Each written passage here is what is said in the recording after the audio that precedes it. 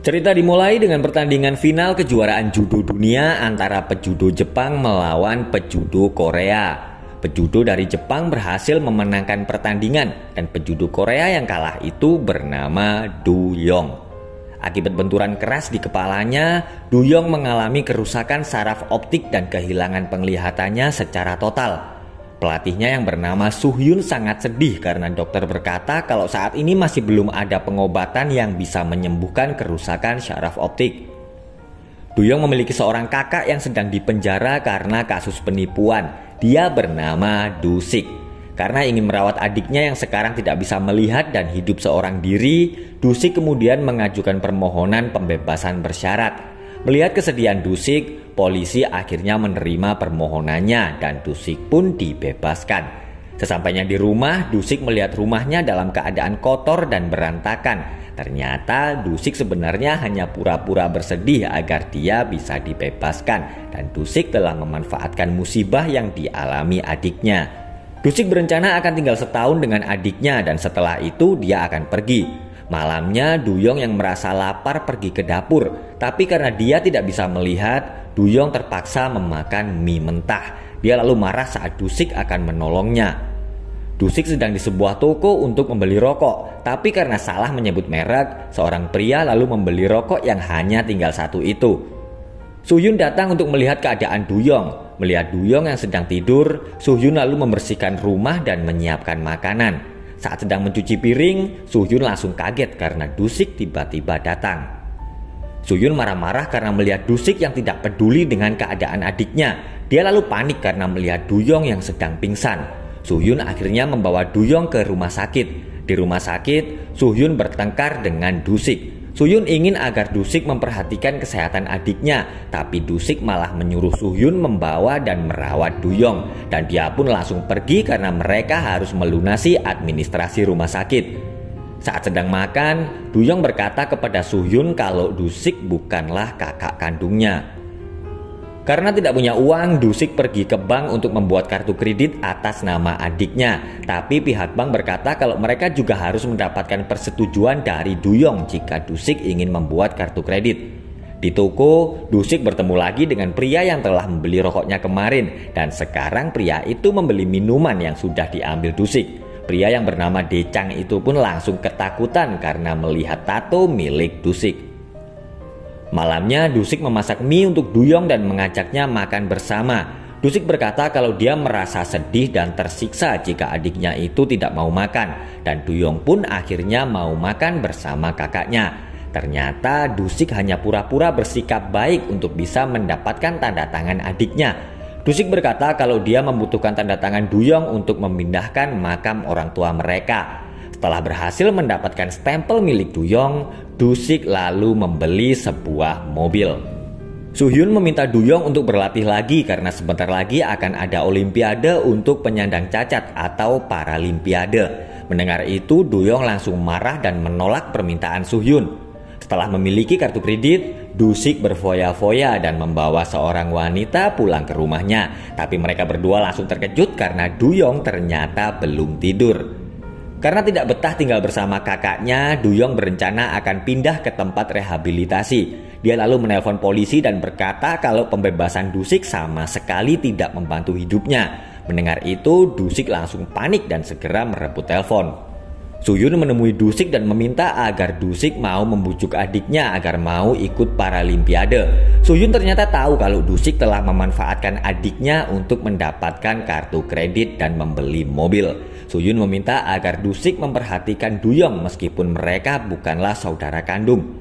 Dua orang petugas dari Departemen Kesehatan sedang memeriksa keadaan Du Yong. Mereka menyarankan agar Du Sik mengajak adiknya jalan-jalan dan berjemur agar dia tidak depresi. Mau tidak mau, Du Sik akhirnya menuruti perintah mereka. Du Yong berkata kalau dia ingin pergi ke makam orang tuanya. Du Yong teringat dulu dia dan Du Sik pergi ke pemandian bersama kedua orang tua mereka. Dan setelah kepergian Du Sik, Du Yong mengajak orang tuanya kembali ke tempat itu. Tapi mereka meminta agar Du Yong menunggu kakaknya pulang dan pergi bersama-sama. Tapi Du Sik tidak pulang-pulang dan Du Yong harus menguburkan kedua orang tuanya saat dia berusia 18 tahun. Du Yong lalu menyuruh kakaknya pergi dari situ dan tidak akan melaporkannya ke penjara.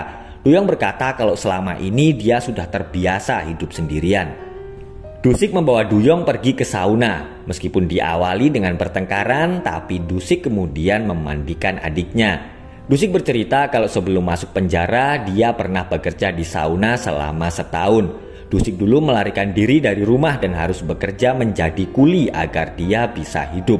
Dusik bercerita kalau ibu Duyong dulu memperlakukannya dengan sangat baik dan Dusik juga sangat menyayanginya. Tapi semuanya langsung berubah setelah tetangga Dusik memberitahu kalau ibu Duyong adalah orang yang merawat ibu Dusik saat dia sakit. Setelah itu, Dusik yang merasa kecewa dan marah akhirnya pergi dari rumah. Saat itu dia berpikir kalau ibu Duyong dan ayahnya ingin agar ibunya cepat mati agar mereka berdua bisa segera menikah. Selesai mandi, Dusik mengajak adiknya pergi membeli baju. Tapi saat di toko ada orang yang menyenggol Duyong hingga terjatuh. Orang itu berkata kalau Duyong adalah seekor anjing yang menghalangi jalannya. Mendengar itu, Dusik langsung marah dan menyuruh orang itu meminta maaf kepada adiknya. Tapi orang itu malah marah-marah dan mendorong Dusik. Semua orang pun langsung panik karena melihat Dusik yang sedang kesakitan. Saat di rumah sakit, Dusik menangis dan berkata kalau dia hanya ingin mengajak adiknya pergi keluar agar dia tidak merasa dikucilkan. Dusik lalu memberi kode supaya Duyong juga ikut menangis. Duyong tetap tidak mau ikut Paralimpiade karena dia benci menerima kenyataan kalau dirinya sekarang adalah seorang penyandang cacat. Dusik meminta agar Suhyun tidak memaksa adiknya ikut Paralimpiade.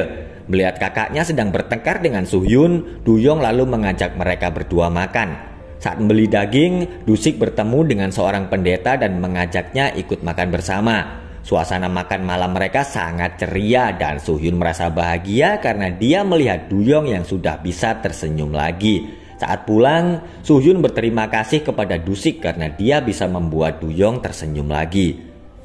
Dusik sedang mengajari adiknya bagaimana cara merayu cewek. Untuk bisa menaklukkan hati wanita, Dusik berkata kalau mereka harus menggunakan teknik tarik, ulur, dan taklukkan. Hubungan kakak beradik itu pun semakin hari menjadi semakin dekat. Dusik mengajak adiknya pergi ke klub malam untuk mencari cewek. Saat Dusik sedang pergi, seorang cewek kemudian mendatangi Duyong. Melihat ada kesempatan, Duyong lalu mempraktekkan kalimat yang telah diajari kakaknya. Dan kalimat itu terbukti sangat ampuh. Melihat adiknya yang sedang dianiaya, Dusik lalu menyuruh wanita itu pergi. Dusik sedang di rumah sakit untuk mengambil hasil cek kesehatannya setelah keributan di toko baju kemarin. Tapi Dusik langsung terdiam setelah dokter menjelaskan hasil tes kesehatannya. Ternyata Dusik menderita kanker stadium akhir dan umurnya tinggal 3 bulan lagi. Dusik langsung marah-marah karena pihak rumah sakit baru bisa melakukan tindakan beberapa bulan lagi jika Dusik mendaftar sekarang. Padahal dokter sudah memvonis kalau hidupnya hanya tinggal 3 bulan. Dusik yang merasa putus asa ingin mengakhiri hidupnya, tapi dia kemudian membatalkan niatnya karena memikirkan Duyong. Kaki Duyong terkena minyak panas saat dia akan menggoreng telur untuk kakaknya. Duyong berkata kalau pohon kesemek di depan rumah mereka itu juga hidup dengan makan telur. Dulu ibu mereka menggoreng telur untuk Dusik, tapi Duyong lalu mengubur telur itu di bawah pohon karena kakaknya tidak pulang-pulang. Setelah selama ini hanya memasak mie, Dusik akhirnya memasak nasi untuk adiknya. Dia lalu meminta agar Duyong kembali berlatih dan mengikuti Paralimpiade. Setelah mendengar kata-kata kakaknya, Duyong akhirnya mau kembali berlatih. Dusik mengajak Duyong ke taman bermain tempat mereka saat dulu masih kecil, tapi Duyong kembali merasa ragu. Dia berkata kalau dia lebih baik mati daripada hidup seperti ini. Mendengar itu, Dusik langsung marah dan memukul adiknya. Dia tidak ingin Duyong menjadi seorang pengecut yang tidak berani melakukan apa-apa. Dusik lalu berkata kalau dia akan selalu menemani adiknya. Dengan bantuan kakaknya, Duyong pun akhirnya kembali berlari. Duyong sekarang menjadi lebih percaya diri karena ada kakaknya yang akan selalu menjaganya. Dusik pergi menemui Suhyun dan memintanya melatih Duyong agar menjadi atlet nasional. Dia lalu bertanya jika Duyong berhasil memenangkan medali emas, apakah negara akan memberinya bonus. Dusik juga meminta agar Suhyun selalu ada di samping adiknya. Mendengar itu, Suhyun lalu berkata kalau dia adalah pelatih nasional biasa dan ada pelatih khusus untuk atlet Paralimpiade. Suhyun kemudian meminta agar Dusik sendiri yang menjadi manajer adiknya. Dusik akhirnya bercerita kepada Suhyun kalau sebentar lagi dia akan mati. Dia ingin agar ada orang yang bisa menjaga Duyong, dan orang itu hanyalah Suhyun. Dusik akhirnya menjual mobil yang belum lama dibelinya. Sementara itu Suhyun meminta izin kepada atasannya kalau dia akan pindah menjadi pelatih atlet Paralimpiade. Mendengar itu atasan Suhyun langsung marah karena menganggap Suhyun telah menyia-nyiakan kesempatan menjadi pelatih nasional. Tapi Suhyun tetap pada keputusannya karena dia ingin melihat Duyong tersenyum meskipun dia sudah kehilangan segalanya. Mendengar itu atasan Suhyun langsung luluh dan mengizinkan dia melatih Duyong. Dusik membeli sebuah tongkat untuk Duyong. Dia lalu berkata kalau adiknya itu adalah orang buta paling ganteng sedunia. Dengan didampingi Suhyun dan kakaknya, Duyong mulai mengikuti seleksi atlet Paralimpiade nasional. Melihat Duyong masih belum percaya diri, Dusik lalu memanas-manasi adiknya, dan Duyong pun akhirnya kembali percaya diri dan mengalahkan lawannya. Suhyun telah menjadi pelatih atlet judo untuk Paralimpiade. Dia berkata beruntung mereka tidak ada yang bisa melihat, karena jika tidak mereka akan terpana melihat kecantikannya dan tidak konsentrasi berlatih. Duyong sementara harus tinggal di mes dan dia kembali berlatih dengan keras. Sementara itu Dusik membeli bahan-bahan makanan dan merapikan rumah. Dia merenovasi rumahnya agar Duyong merasa nyaman. Dusik lalu bertemu dengan Decang yang ternyata adalah seorang pengantar makanan. Tapi sekarang mereka tidak bertengkar dan Dusik menyuruh Decang makan siang di rumahnya. Pemilik restoran lalu menelpon Decang karena dia tidak segera kembali dari mengantar makanan. Dusik pun langsung tertawa karena mendengar Decang telah dipecat. Dusik lalu meminta bantuan Decang untuk menanam pohon dan mengubur telur dadar di bawah pohon itu. Tapi Dusik tiba-tiba kesakitan. Setelah beberapa bulan tinggal di mes, Suhyun akhirnya mengantar Duyong pulang ke rumahnya. Dusik pun merasa senang karena adiknya lebih nyaman dengan rumah yang baru saja direnovasinya. Dusik membantu menyiapkan barang-barang yang akan dibawa Duyong mengikuti Paralimpiade di Brazil. Dia yakin kalau adiknya itu akan meraih medali emas. Dusik memberitahu Duyong kalau dia tidak bisa ikut ke Brazil karena diajak temannya pergi ke Busan untuk bekerja. Suhyun menjemput Duyong yang akan segera berangkat ke Brazil. Dia lalu terdiam saat Duyong berkata kalau sepulang dari Brazil dia akan mengunjungi kakaknya di Busan dan mereka berdua akhirnya berangkat ke Brazil. Duyong berhasil melaju ke babak perempat final Paralimpiade Brazil.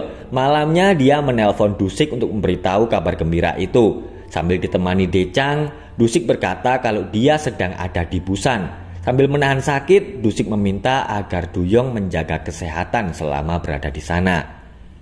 Karena sakitnya yang semakin parah, Decang akhirnya membawa Dusik ke rumah sakit. Melihat perjuangan Decang, Dusik lalu berkata akan memberi gaji kepada Decang sebagai biaya perawatannya. Tapi Decang menolak dan berkata kalau dia akan kembali kuliah.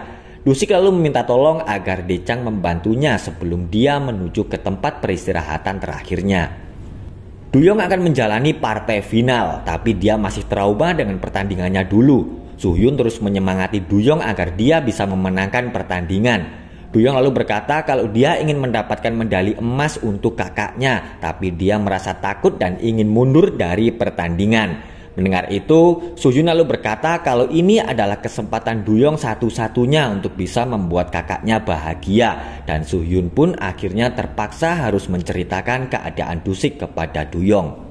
Setelah mendengar cerita Suhyun, Duyong ingin pulang dan menemui kakaknya. Suhyun lalu berkata kalau Dusik sengaja tidak memberitahu Duyong karena dia tahu kalau adiknya itu akan merasa ketakutan. Suhyun bersedia akan mengantar Duyong jika dia berpikir keputusannya ingin pulang itu sudah benar. Duyong lalu meminta waktu untuk menyendiri sebelum menjalani babak final yang akan dimulai 5 menit lagi. Sambil menangis, Duyong menelpon kakaknya. Duyong memberitahu kalau dia sudah berhasil mendapatkan nomor telepon cewek Brasil. Duyong lalu berjanji akan membawa pulang medali emas ke Korea dan meminta Dusik untuk menunggunya. Dusik pun langsung menangis karena Duyong sudah tahu tentang keadaannya. Duyong akhirnya kembali memasuki arena pertandingan dan dia akan menjalani partai final melawan pejudo dari Turki. Pertandingan final Paralimpiade telah dimulai dan Duyong terlihat masih kesulitan menghadapi lawannya. Suhyun terus menyemangati Duyong yang bahunya terluka dan posisinya sekarang sedang tertinggal setengah poin. Duyong kemudian teringat momen-momen bersama kakaknya. Dan seperti mendapatkan kekuatan baru, Duyong langsung menyerang lawannya dan dia akhirnya berhasil mengalahkan pejudo Turki dan meraih medali emas Paralimpiade Brazil. Dusik dan Decang yang sedang menonton pertandingan itu melihat Duyong yang sedang menangis dan berteriak memanggil kakaknya. Dusik telah meninggal dan dia meminta Decang untuk menjaga adiknya. Decang lalu memberikan rekaman suara Dusik sebelum dia meninggal. Dusik berpesan agar Duyong tidak boleh takut dan putus asa karena dia dan kedua orang tua mereka akan selalu berada di sampingnya, dan film pun selesai.